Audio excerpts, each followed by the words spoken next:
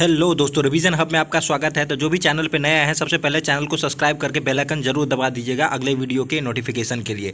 देख लेते हैं, आज हम देखने वाले हैं इंपॉर्टेंट 20 क्वेश्चन देखेंगे, जबकि सभी एग्जामों के लिए काफ़ी ज़्यादा महत्वपूर्ण होने वाला है। तो चलिए पहले क्वेश्चन के साथ हम आगे बढ़ते हैं। पहला क्वेश्चन है, प्रकाश संश्लेषण किसके द्वारा संपादित होता है? तो प्रकाश संश्लेषण जो है सभी हरे पौधे द्वारा संपादित होता है। प्रकाश संश्लेषण बिना हरे पौधे के कहीं भी नहीं हो सकता है, तो ये आप याद रखिएगा। चलिए अगला देख लेते हैं, ध्वनि या प्रदूषण को मापा जाता है। ध्वनि या ध्वनि प्रदूषण को मापा जाता है डेसिबल में मापा जाता है ध्वनि प्रदूषण को। तो ये भी आप याद रखिएगा, काफ़ी बार एग्जाम्स में पूछ चुका है। चलिए आगे बढ़ते हैं। अगला क्वेश्चन है, भारत का सर्वप्रथम राष्ट्रीय उद्यान कौन सा है? तो भारत का प्रथम राष्ट्रीय उद्यान जो है जिम कॉर्बेट राष्ट्रीय उद्यान है, जो कि उत्तराखंड राज्य में है, और उसका नाम हाल ही में परिवर्तित करके अभी रामगंगा नेशनल पार्क हो गया है। तो ये आप याद रखिएगा कि जिम कॉर्बेट नेशनल पार्क का नाम रामगंगा नेशनल पार्क हो गया है, उत्तराखंड में है। अगला बढ़ते हैं। अगला क्वेश्चन है, विश्व पर्यावरण दिवस कब मनाया जाता है? तो विश्व पर्यावरण दिवस जो है वो 5 जून को मनाया जाता है UN द्वारा। तो ये भी आप याद रखिएगा।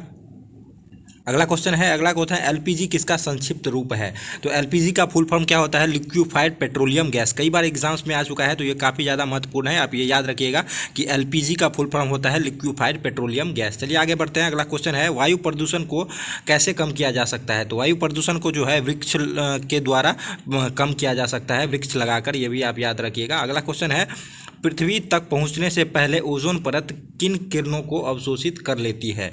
तो ओजोन परत जो है पराबैंगनी किरणों को अवशोषित कर लेता है, जो कि काफ़ी हानिकारक है, इससे कि ओजोन परत हमारी रक्षा करता है पराबैंगनी किरणों से। चलिए अगला क्वेश्चन देख लेते हैं। अगला क्वेश्चन है, सूर्य की हानिकारक किरणों से पृथ्वी को कौन सा स्तर सुरक्षित करता है? इससे पहले हम देख चुके थे, ओजोन परत जो है वो हानिकारक किरणों से सुरक्षा देता है। चलिए अगला देख लेते हैं। अगला है, किसी जगह के फ्लोरा तथा फौना क्या सूचित करता है? तो पेड़ पौधे एवं जंतुओं को यह सूचित करता है फ्लोरा तथा फौना।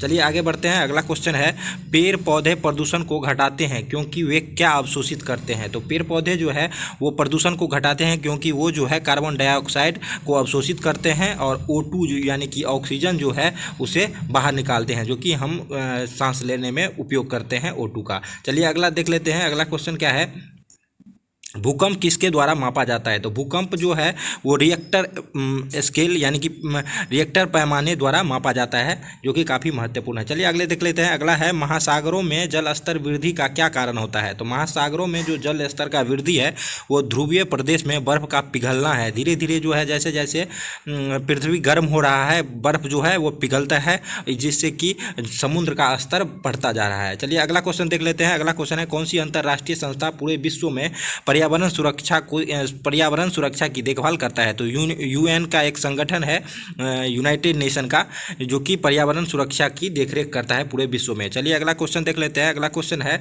लवण जो जल का अवशोषण करता है क्या कहलाता है?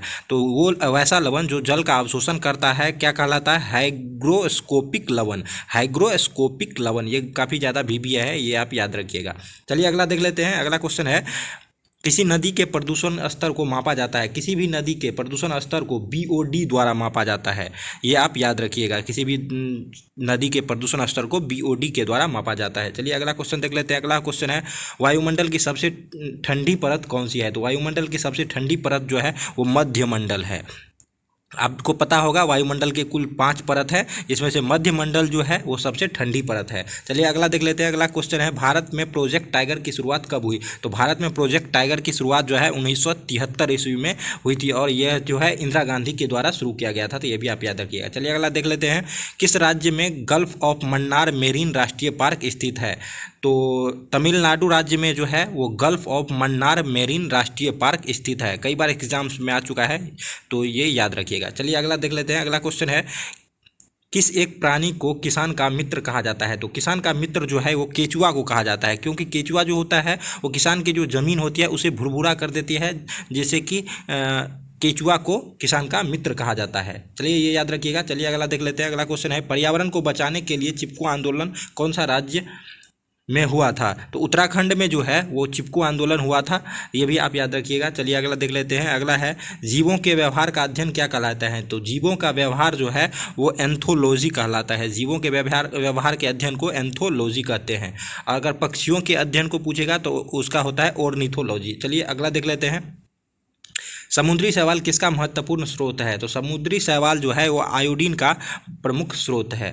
चलिए अगला देख लेते हैं। अगला क्वेश्चन है लाइकेन क्या है, जिसे हम सैक भी कहते हैं, वो क्या है? ये जो है कवक और शैवाल का सहजीवन है। कवक और शैवाल के मिलने से लाइकेन का निर्माण होता है। तो ये भी आप याद रखिएगा। और प्रदूषण को, वायु प्रदूषण को लाइकेन के द्वारा मापा जाता है, ये भी आप याद रखिए। चलिए अगला देख लेते हैं। सीएनजी का ईंधन के रूप में किसमें इस्तेमाल होता है? तो सीएनजी का जो है वो ईंधन के रूप में वाहनों और उद्योगों में जो है वो निर्माण किया जाता है। आजकल खास करके कई सीएनजी से चलने वाली काफ़ी गाड़ियां आ गई है। आजकल ऑटो भी जो है वो सीएनजी पर चलने लगी है। तो ये आप याद रखिएगा। अगला क्वेश्चन देख लेते हैं। अगला है अगला और लास्ट क्वेश्चन है, इसका आंसर आपको बताना है कमेंट बॉक्स में। ये है सीएनजी का संक्षिप्त रूप क्या होता है? सीएनजी का फुल फॉर्म क्या होता है, ये आपको कमेंट बॉक्स में लिखना है। अगर जिसका भी कमेंट सही होगा हम उसको लाइक कर देंगे, जिससे कि आपको पता चल जाएगा कि कौन सा आंसर सही है। तो चलिए मिलते हैं नेक्स्ट वीडियो में, तब तक के लिए धन्यवाद।